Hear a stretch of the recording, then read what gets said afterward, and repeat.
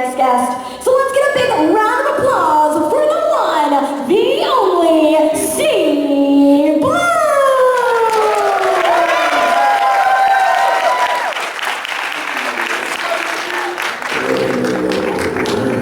Riveting! I just realized that I'm competing with LeVar Burton and Brent Spiner next door, so we gotta be really loud to drown them out. They're very chatty. Are they? Yeah, they are. No, I love those guys. They're like, well, one of them, anyway. Oh, one? Oh. Not so much. Ooh. It's all good. It's like we're like one big, weird, dysfunctional family. That's so amazing. I love hearing that. Yeah, well, I've actually worked with LeVar. We worked together on Transformers Rescue Bots. Anybody know that show? Yeah. Yeah, thank you. We love that show, yeah. We made that show for kids, but it has good Transformers nuggets interspersed throughout the whole show for even the most hardcore fans. That's amazing. How fun. I have to point out your heart just before we get started. Yes. He's wearing a heart, and they were designed by this incredible group of kids up front promoting love and peace in the world after what unfortunately happened in Orlando. So they've been giving out hearts all weekend. They're amazing, and they're huge supporters of Megacon, and of course of you also, Steve. So. Yes, they made close to 7,000 of these, right? Yeah. By hand. And I'm hashtagging this on my Twitter as love always wins, because that's what they told me, right? Yeah, so that's one of the greatest things about these cons. I meet guys like this, kids like this. God, not guys, ladies, sorry. Everybody's guys to me, but ladies. I'm gender neutral. Yeah, but coming to these cons, there's so many amazing stories, but this is the one that really touched me here. You guys did an amazing thing, and you're spreading love throughout the world, and right now we need it more than we ever have, I think. Absolutely. So, yeah, I'm wearing my heart on my sleeve very proudly, and I'm going to keep this forever. And how often do you get to see an entire family dress up like Once Upon a Time? I know. This is pretty great. I know, and yesterday they were Guardians of the Galaxy. So, that's it. Have you ever dressed up for a convention before? Not for a convention. I dressed up sort of accidentally at San Diego Comic-Con this last year. Oh. Are there any Toonami fans here? Okay. They decided that we were going to do a panel with me dressed up as Tom. They dressed up as Sarah, and they built this costume on my body in a hotel room, and we were running so far behind, they were literally hot gluing it onto me. Oh, damn. And it was hot gluing through the bodysuit into my skin. It was so gnarly. Commitment. And I had the big old Tom helmet that had just dried. The glue was just drying, so it was toxic in there. And I had to walk like half a mile in this thing, and literally pieces of foam were popping off of me as I was walking. It was supposed to be wired with lights and everything. They didn't have time to wire any of that stuff up, so it was just this really awful, toxic, exploding adventure to get to the panel. But afterwards, they mailed me the helmet, so I have that in my studio now. So, oh, wow. That's pretty so awesome. I can geek out over that all the time. Heck yeah. That may be the one and only time I ever do cosplay. It did not go well. We'll never say never. Maybe we just won't hot glue you next time. That's true. Because one of the coolest things about you is I can't say I've ever sat next to someone that's been a winner of a Guinness World Record, and of course you have. Yes. The most, what was it, prolific voice actor? Most prolific voice actor in video games, so it was a quantity award rather than quality. That's insane. Which means that you have a plethora of characters that you could dress up like. I do, yeah.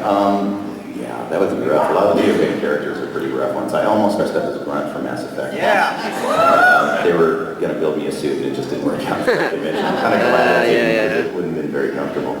But yeah, and that award was really strange, because I didn't pay attention to how many characters I had done in my career.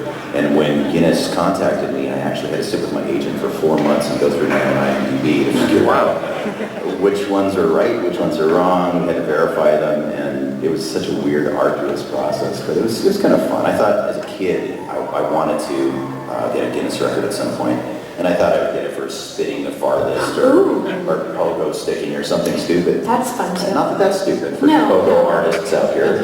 Pogo artists. The many.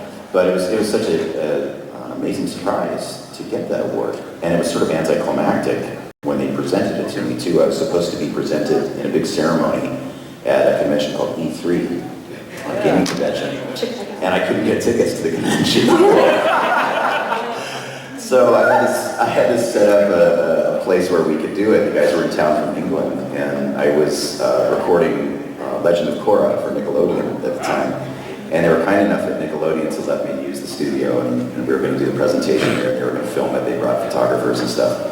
And we were running about an hour and a half overtime that day. So we're sitting in the lobby just waiting and waiting and waiting. And finally they go, well, we got to go. On behalf of Guinness Records, take it. Bye.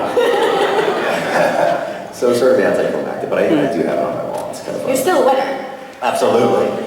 Winning! Winning! Yeah. And what I think is so fantastic about this particular panel in general is the fact that since your IMDb is so vast, that there's so many different groups of fans in here. You know, we can start from Cowboy Bebop, of course.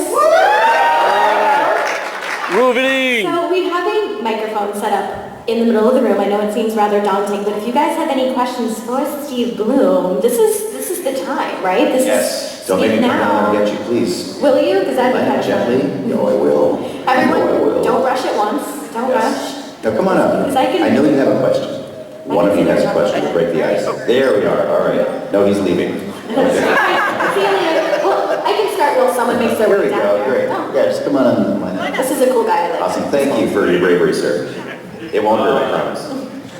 Well, maybe Let me it ask you, which character do you that's hardest on your voice? I know video game characters you do a lot of lines over and over again.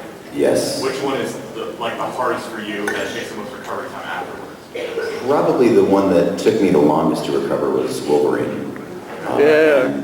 You know, I start him out here, but he doesn't stay there for very long. He gets angry really easily. Got me, Neil. So when you're going for 4 hours at a time, you start seeing pieces of your throat flying out. I don't know. And that's the other thing, right? I try to paint a picture. The other thing about Wolverine is that quite often he's fighting adversaries like the Hulk. And I remember when we were working on Hulk versus, on the movie Hulk versus Wolverine, Fred Tatasciore, who plays the Hulk, and I literally swing our arms. As we're throwing every punch that you hear, we're swinging our arm doing that. And Fred's a big guy too, and they actually had to separate our microphones because they thought we were going to knock each other out. Oh. And Fred sweats a lot too, so he had really long hair at the time, so he would go, Hulk smash, and the hair goes flying, and it's just a spray of Fred sweat.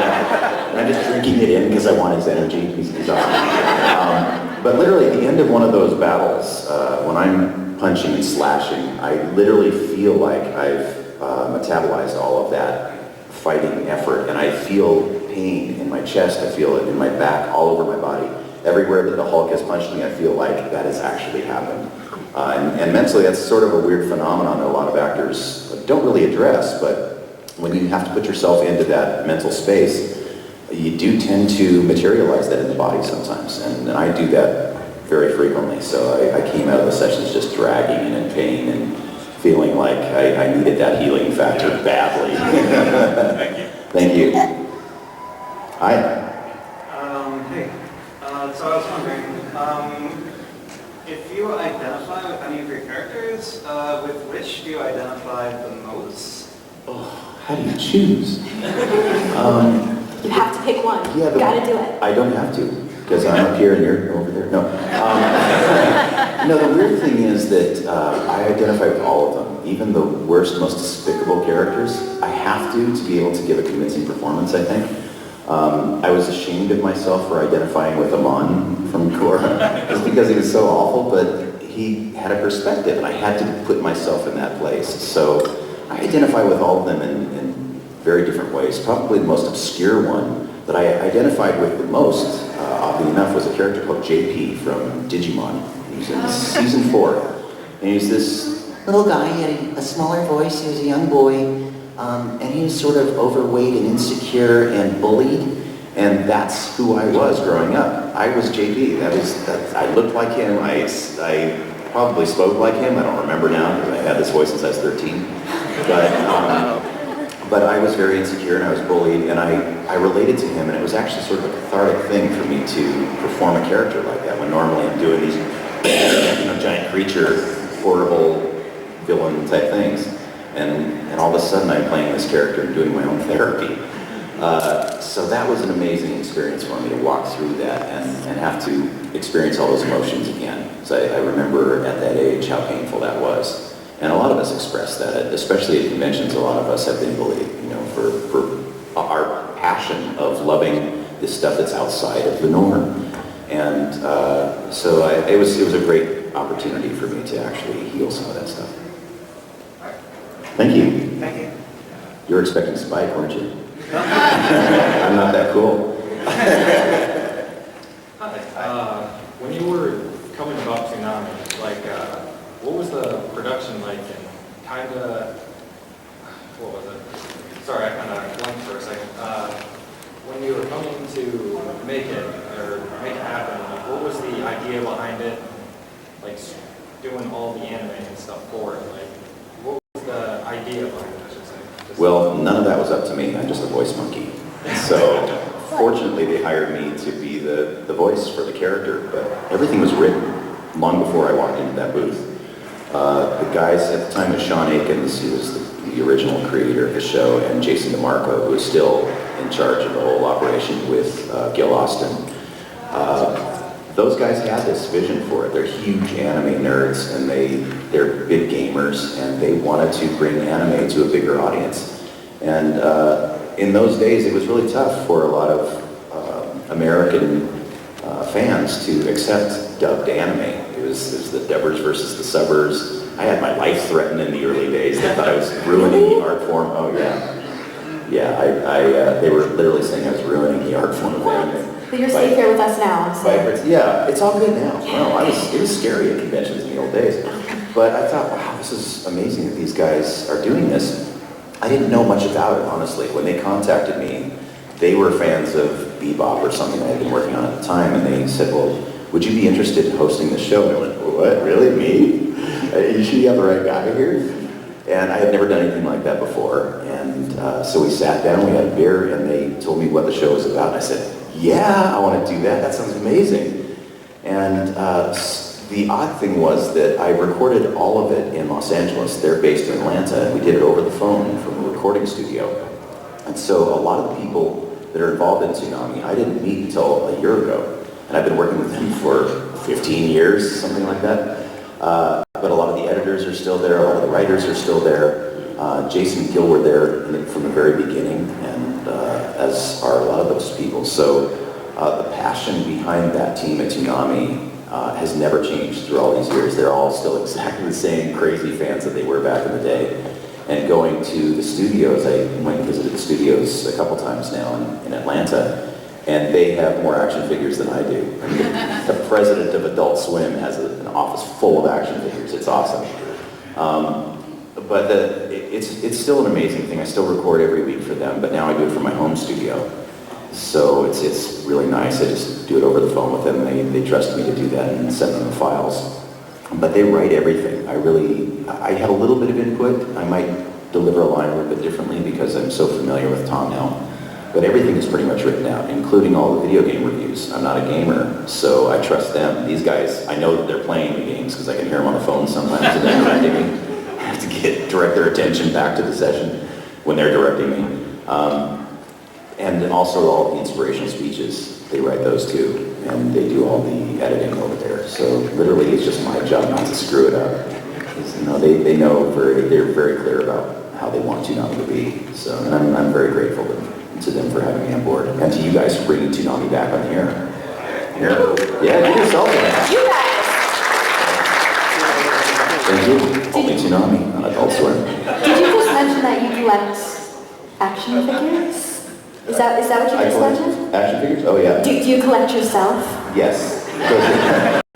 That's really weird when you put it that way, but yes. Yeah. No, every time I have a new action figure that comes out, and I usually hear about it from you guys because I don't pay attention, I will try to get it. I'll run to the store and get it, and it's fun. I have shelves and shelves and shelves of them. I actually had to buy a whole new shelving unit so it would fit them.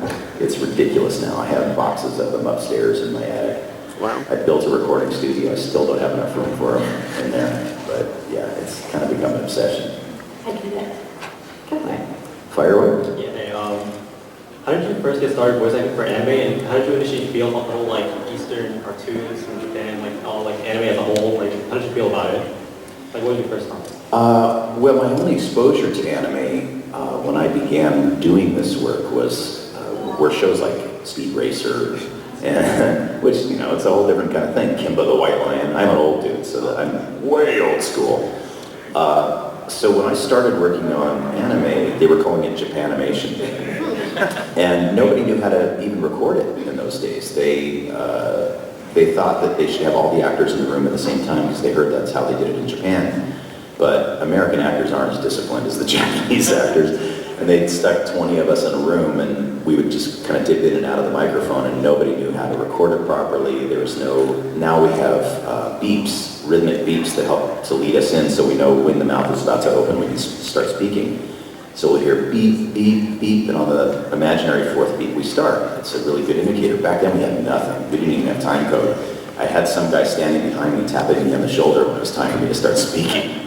And then we hope we catch it at the right time. And they were, it was a mess. It was really a mess back then. But I didn't know any better. I wasn't an actor. I was hired sort of accidentally. I was a struggling musician playing R&B music in the 80s, opening for heavy metal acts. So you can imagine how badly that was going. But to support that, I got a day job in a mailroom at a sci-fi film company. We made movies like Reanimator and Ghoulies and Puppet Master. Oh yeah. And so working in that mailroom, the head of the mailroom was casting this show called The Guyver. And I had the deepest voice in the mailroom, and he offered me free breakfast and lunch if I would come in on a Saturday morning and audition for this thing. And so I walked into the room, and because of my music training, I had a rhythmic sensibility, so I could sort of time out when the mouths would open, and I would be able to hit it, often on the first try. Much to my own surprise, I had no idea. Well, the first thing he had me do was a creature called the Zoonoid. And the first scene that they showed me was a Zoonoid ripping the arm off of another one and beating it with it or something. And said, okay, what would that sound like? And dumb me, I just walk up to the microphone, I go, and so they go, okay, you're hired. So I thought, oh, this is easy, cool. And then they started giving me some words, and I went, oh, this is not easy. This is really, really hard. But I had the benefit of seeing these 20 other actors in the room, who were some of the best actors in LA, and I asked if I could do my speaking parts at the end of the day so I could watch what they did and learn from them. And so I'm just sitting in the back of the room taking furious mental notes so that I wouldn't screw it up when it was my turn to go up there and speak. And fortunately, it was just sort of a natural, organic process. I walked up, and the first character that they gave me was very similar to my own speaking voice. So really all I had to concentrate on was making sure that everything matched up and that I was giving the character some life. And it was just an organic thing for me. So I started doing that. They kept me on board for 26 episodes on that show. And the same company hired me again for another show and another show. And I just did it for fun. I never thought I could make a living at it. And the money was terrible. So I was still in it for the free food, honestly. And then stayed at that same film company for 15 years and became an executive at the company while I did voiceover on the side until I realized that I didn't like the film business anymore. Everybody was getting really mean. They started getting corporate people in there. And I booked a 7-Eleven commercial. And I was the guy who said, oh, thank heaven, at the end of those commercials. And so I thought, oh, 7-Eleven, I can buy a house now. This is some big money. This is sandwich money. And then the union went on strike. And after I quit my job, and I was making really good money at the film company, I quit my job. I was out of work for like a year and a half. Oh. And 7-Eleven did not pay the bills. They paid, but not what I thought it would be. Did you at least get free Slurpees? I didn't. I never got a Slurpee. What? I never got a Slurpee. Oh, God. I'm grateful to them. It was a really fun run. I did a lot of fun stuff with them, but 7-Eleven is the kind of company that advertises on cable also, and unless they advertise on network TV, you don't get that big money that everybody expects from commercials. You get like $400, which is great, but that has to last you for like 3 months until you get the next job. So, yeah, it was not what I expected it to be. So I had to get 3 other jobs to support my voiceover habit for many years, and I struggled for a long time. And then probably in the last 10 years or so, I got a good agent, and she started sending me out on bigger and better stuff, and it seems to have worked out okay. But it's not the path that I would recommend to anybody. It was really hard. There are a lot easier, well, I don't know if it's easier to do it now, but at least there's a lot more information out there now on a better path. All right, thank you. Thank you. Hi. So nervous, Harry. It's okay, it's just us. What is your most favorite role that you voiced personally and your least favorite? Oh. The favorite question is always very difficult for me to answer because they're all like parts of my personality, and I always say it's like choosing children. You know? If if you have a bunch of them, which one is your favorite? You know, Mom, which one's your favorite? You can choose. Different ones on different days. Right, different ones on different days, exactly. So it's a different answer every day. Today it's you. No, I'm kidding. It's a different answer every day, honestly. They're really different parts of my personality. Sometimes I want to be nasty. Sometimes I want to be sweet, you know, so it just depends on my mood. It depends on how bad traffic is in Los Angeles half the time. One of my, probably the biggest benchmark character of my career would be Spike from Bebop, just because so many other things led to that. Megas XLR led to that, and I found out Legend of Korra led to that. The guys were fans of that. Toonami, so many of these other shows came because of Bebop. And also, 17 years later, now I am, my partner in life is Mary Elizabeth McGlynn, who was the director of that show at the time, and played Julia in the show. And we've been friends for all these years, and all of a sudden, both of us are single and available, and we got together as friends. The universe threw us together, and we went, oh, I like you. You're okay. Yeah, so we're together as a couple now, so that's the show that keeps on giving. So I would have to say it's my favorite show right now. It's a really good answer. Yeah, I'm in love and stuff, so that's cool. Least favorite? I don't really have a least favorite because, you know, even if I'm Soldier A that gets bumped off in 3 minutes, I still invest everything I can into that character in that time. So I don't really have a least favorite show. The only exception I would make to that is that I was asked to work on a secret project once called Project X. That's all they told me. And I walked in the room and they told me I was going to be playing a creature with tentacles. That's all they said.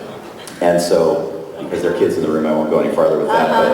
But when I found out what the subject matter of the thing was, 10 minutes into recording, I went, oh, I don't want to do that. So here's your money back, and I mean, thank you. And I walked out. And so it's just not for me. I have kids, and you know, I don't want them exposed to that stuff. And they try to watch. Now they try to watch stuff that I work on. Back then they didn't care, but I knew someday they would. And I didn't want them to see me doing that kind of stuff. So, yeah. Thank you. Hey there, my friend. Don't tell Megatron we had this conversation. It's supposed to be secret. I'm supposed to be doing his dishes right now. Speaking as someone who is practicing voice acting on the side, how are you able to do multiple emotions when you're doing a speaking voice that isn't your traditional voice? Like if you try to, like if you're speaking lower or higher or just something weird, how do you get the wide range of emotions? It's called acting, my friend. That is the definition of acting. Pretending somebody you're not and being able to convey all of those emotions. That's what acting training teaches you, which I didn't know for a very long time. I just sort of did it automatically. I can't help it. It's like a disease for me. You know, when I was a little kid, I'd be sitting in the sandbox and pick up a plastic toy and give it a voice and start having a conversation with it, you know. And then later, who knew? People would pay me for it later on. But that really is, that's the job, is really to be able to do that in whatever voice you create. So if you choose a voice, if you're going into voice acting, and say you can do some weird voice, make sure that you can cover that entire range of emotion and sustain it for 4 hours at a time before you even audition for it. Because otherwise, if you get that job, you go into that booth and they say, all right, now you're being chainsawed in half. What does that sound like? You go, oh, I didn't practice that. Make sure you practice that. Well, all right. Thank you, sir. Thank you. So for any voice, you need to know what it would sound like while you're getting chainsawed apart. Pretty much every voice Okay. you do, you have to be able to be chainsawed in half, yes. Good to know. What's your favorite anime? I don't get a chance to watch any anime, honestly. I've barely watched my own. I think I've seen maybe 3 or 4 of my own shows. I've never even seen Naruto. I know it's terrible. Or Rurouni Kenshin. I've talked to so many people here who are Kenshin fans. I've never seen the show. Of the ones I've seen, I would have to say Bebop, probably. And Digimon holds a special place in my heart, especially season 3. With Guillemon. I love Guillemon. He was innocent and sweet and said, Takajomon got Guillemon bread? Yeah, that's really fun. We put a lot of love into that show, so. I'd love to watch more, I just don't have time. I don't even watch the shows that I'm announcing on Toonami. I'm such a bad fan. So I come here to, for you guys to tell me what I do for a living. What's your favorite? Fairy tale. Fairy tale. I've heard very good things about that. No. Someone shaking her head. We I'm have seeing it. heads going like this, and I'm seeing heads going like that. All right, fairy tale fans, raise your hand. All right. Fairy tale non-fans, raise your hand. That's awesome. It's like this side of the room is like yes, and this side said no. Isn't that great? Because we're in America and we can love whatever we want. Yeah, absolutely. Awesome, thank you. Hey Steve. Hey. It's like growing up, you and Chris Sabat were my two favorite voice actors. They pretty much still are. I just wondered if you had any advice you could give to somebody trying to break into the voice acting industry. Yes, go to iwanttobeavoiceactor.com. Literally, it's a website written by D. Bradley Baker. It's the most comprehensive master class you will ever take on voiceover, and it's absolutely free. So I recommend you go there first and read everything he's got to say, follow the links. He even has vocal exercises in there. He's got connections on how you can find acting classes, casting information. There's all sorts of stuff. It's very comprehensive, and none of that was available when I was coming up through the industry. The personal piece of advice I would give you is if you are planning to go into voice acting or any kind of entertainment, do it because you love it, not because you want to get rich or famous, because chances are neither of those will happen. Even if you do, if you don't love it, it doesn't matter. You have to love it first. And then the other piece of advice I would give you is that the audition is the job. If you are auditioning 100 times before you get a job, be grateful that you get to audition 100 times, because some people don't. And put everything that you have into that audition. And then if you get the job, it's just a happy surprise. Try to forget about it after you do it and let it go. All right then, thank you so much. Thank you. Hi. Hey there. Nice to meet you. Nice to meet you. Two things. One, thank you very much. I will say I did appreciate your voice acting in some of the animes I saw when I was younger. They had a very great detail. And my question is more of a small request, if it is possible. Can you do Roger Smith's Big O Showtime one last time? Yes, I can. I'm going to do it without the microphone because it's really loud. Big O! Showtime!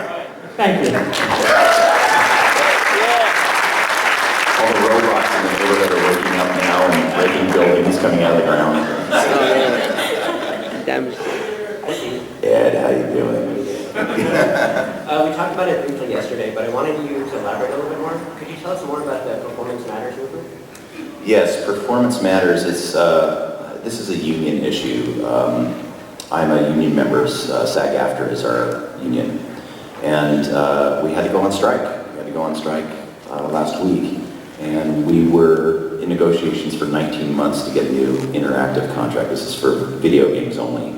And we were not getting any movement after 19 months, and we were asking for some very reasonable things, like health and safety issues, vocal stress, so that we're not screaming constantly for 4 hours, performance capture, when people are suspended from the ceiling by wires and being held by an intern rather than by a stunt coordinator. You know, those kinds of issues were the most important things for me. There's a financial component in that also that's based on sales. So if they sell 2 million units, we get a little reward for that. And to my mind, that's a fair thing to ask for. So those are the kinds of things that we've been asking for over a year and a half. And they've just said no all the way across. So we started doing a hashtag campaign called Performance Matters online.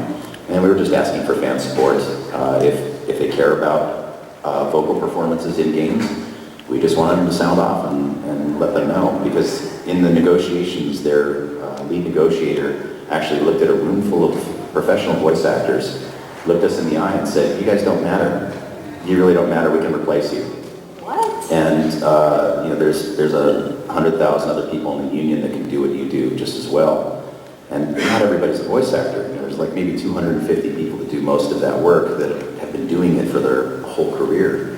And to be slighted like that was just offensive to us. And the same guy who said that to us stood up immediately after the meeting was over and stuck his hand out and to Phil Lamar, who's one of the greatest voice actors and on-camera actors I know, and a dear friend. And he goes, "Dude, I'm a big fan of yours. Would you like to go to lunch sometime?" After he just insulted us like that. So that's the reasons we're doing this, because there's just no respect at all. And so it's about respect and integrity more than anything else. And it's a contract that hasn't been renegotiated in 20 years. And I care about all the new voice actors that are coming in. I kind of make my own deal now, so a lot of what we're asking for, it doesn't really affect me. I only do streaming sessions for 2 hours at a time. But there are so many voice actors out there, hundreds of them, that have to go in there and do whatever the directors tell them to do. And if they're told to scream for 4 hours, they'll scream for 4 hours until they're bleeding from the throat and require surgery, and sometimes don't recover from that. So we have to stand up. And so I'm sorry to take up time talking about that, but that is an important issue to us. What can we do to help? You said there's a hashtag? Well, yeah, we tweet about it every day. There's a lot of us, there's a lot of voice actors that you guys know and love who are part of this campaign, and we're constantly updating information. There's a lot of misinformation out there. So on my Twitter feed, you'll see me tweeting almost every day about it, and we just tag with the hashtag Performance Matters. And so if you guys, are compelled to say something, then great. If you're not, if it doesn't matter to you, that's fine too. But if these voices, if the voices that we provide for these characters make a difference to you, and if you think that we're not replaceable for this type of work, that helps. If we can sound off and let them know that. So thank you so much for bringing that up. Appreciate it. Hate to talk business at these No, things. it's fine. We have about 5 minutes left, so if we want to try to, I know, these go way too quickly. Okay. Hi, I was wondering, what do you feel are your most unknown voiceovers that you've done? Oh, that's a great question. You're Carl with a K, right? There is, wow, there's so many unknown things that I've done. There is a book, oh my goodness, I'm having a brain fart right now. It's a children's book, it's an audio book, I'll think of it, hopefully before the end of this conversation, where I had to play an entire landscape made out of human feces. And it was an audiobook, and they just wanted a character, this creature that basically all of the evil of the earth, all of the bad feelings and anger and everything else, and it just sort of turned into this, kind of a gross, mucky area that they had to travel through. And they wanted to know what that would sound like, so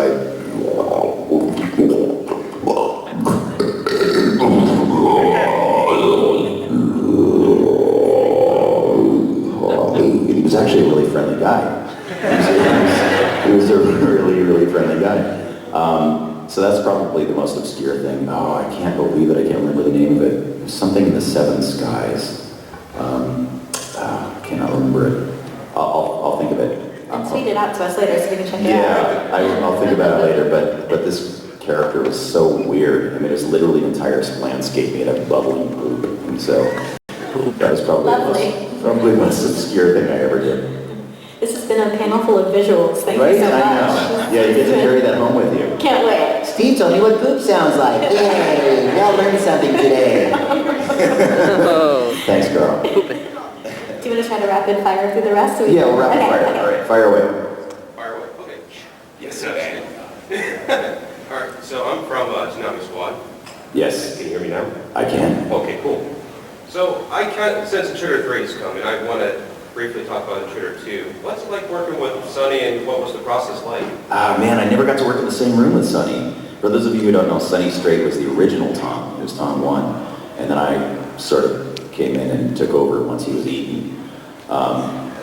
Great voice actor. He's a comedian. He's an amazing guy. I've never met him in person. So he recorded wherever he lives. I'm not even sure where he lives. Dallas. Maybe Dallas, yeah. Yeah, and I recorded in Los Angeles, and they just mixed our voices together in the Intruder character. Yeah, we actually talked to him last year. Oh, you did? Yeah. Oh, nice. That was our first interview, actually. He's a good dude. He's a really good He dude. is. It was a 2-hour interview, actually. Nice. Yeah. No, I'd like to meet him someday. Yeah, that'd be cool. Maybe we can arrange it. Who knows? Okay, sweet. Thank you, man. Good seeing you again. Nice to see you. Hello there. Hi, how are you? Doing pretty good. So I've been a fan since I was young. I just remember when I was in the 4th or 5th grade, somebody told me Rocky and him are the same voice actor, and I was like, what the heck? No. And so I was wondering how long do you plan on how long do you see yourself doing the role or being in the business, the voice acting business? How long do I expect to stay in the business? Until I drop. Until they stop hiring me. That's a great question. Because I've gotten into this because I love to do it, and and I will love to do it till the day I die. And I've gotten to work with guys like Stan Lee, who's in his 90s, and Stan comes into the booth and he's like an 8-year-old in an old man suit. He's got this amazing energy and this light in his eyes, and that's who I want to be for the rest of my life. It's kept me young, it's kept me healthy, and kept me happy. And, you know, I get to come and see you guys. I hope I'm like stumbling in here someday, you know, with all my skin sagging and trying to do the Gilman voice. Kakaroman, you remember?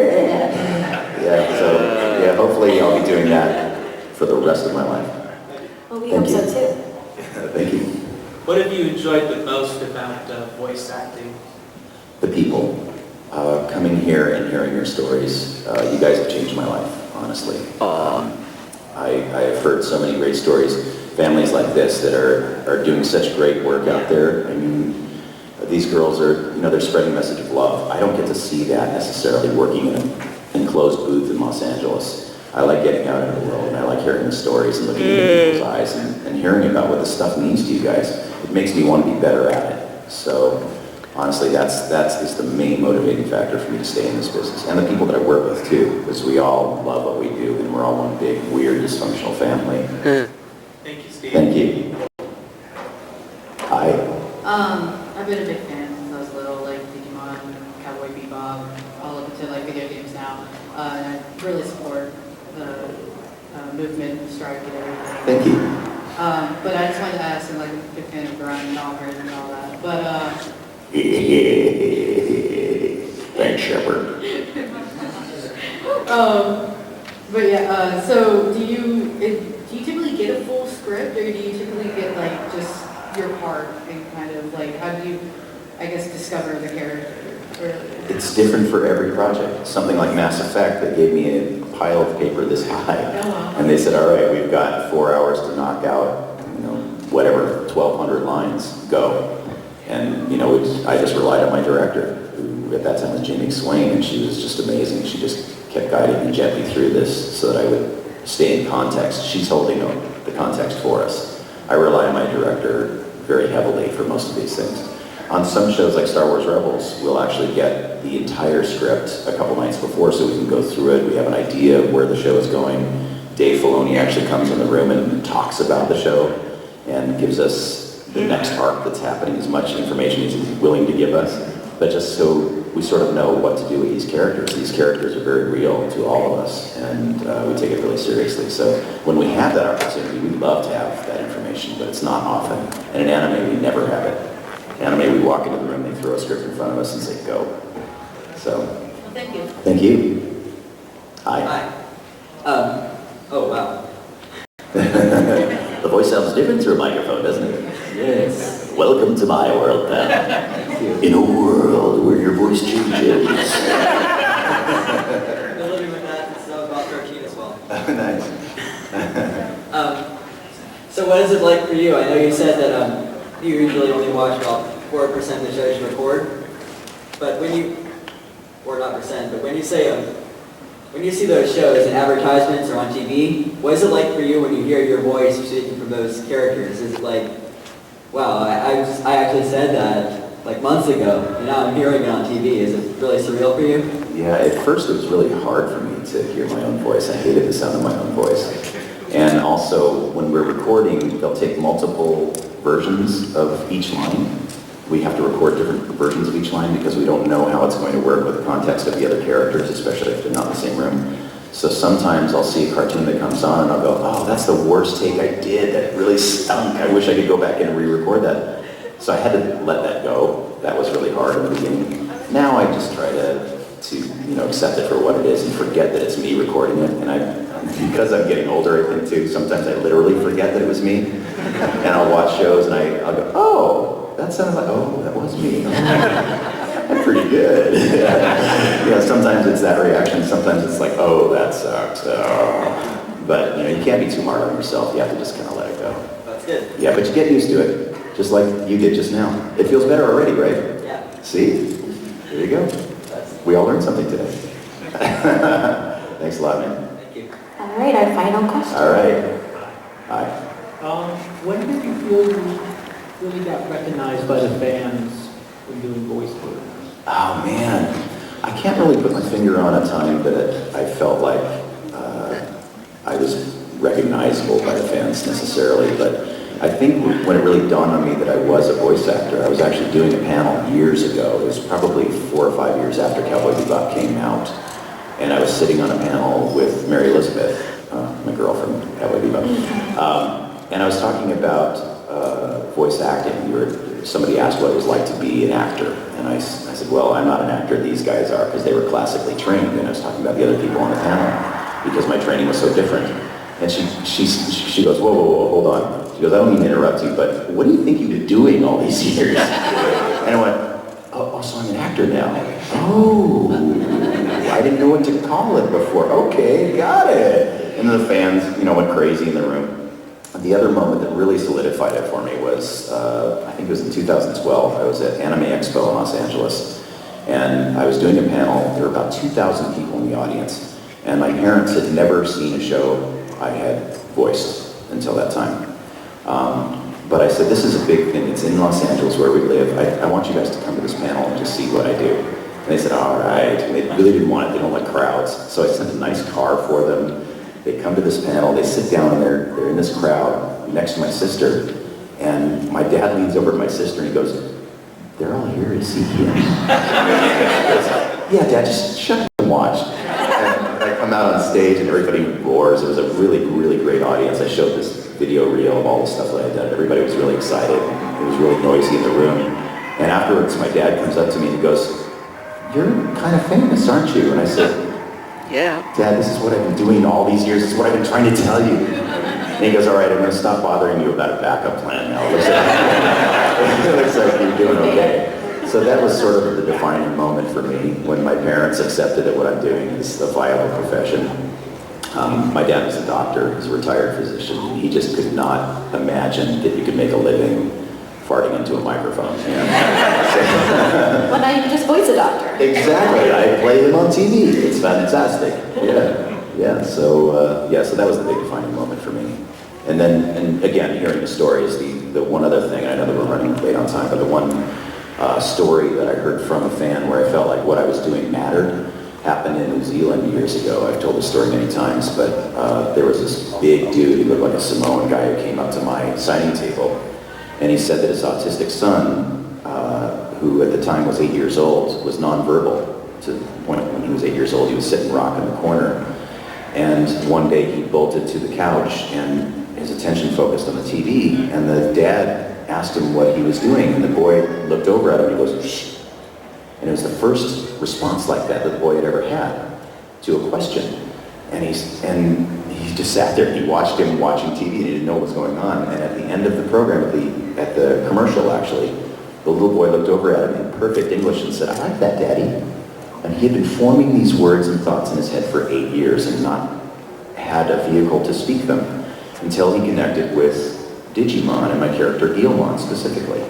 And it unlocked something in his brain to the point where the family started watching it every day with him, and he started speaking perfect English with them. He started expressing his thoughts and feelings. Oh, wow. And he became part of a community. His father got him involved in anime groups. The next day, he brought the little boy, who was now 12 years old at the time, to my signing line, and I saw like 20 people back, and I ran down there. I just stopped the line, I ran down there, and I stood with this giant man all tatted up, and this boy and his wife and his sister, and we hugged and cried for about 10 minutes because I felt like, oh my God, something I'm doing actually makes a difference to somebody out there. And that was the defining moment that I thought, okay, wow, I'm doing something of value in the world, and it changed my life. And that's my primary focus for coming to conventions, is to have experiences like that with you guys. So thank you guys for filling up my heart. Thank you.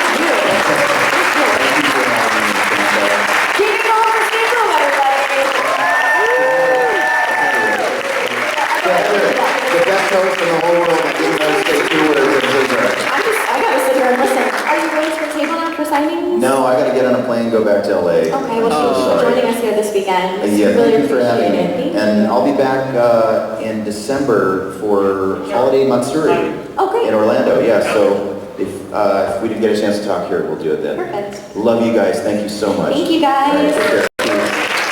All right. Any dance, everyone?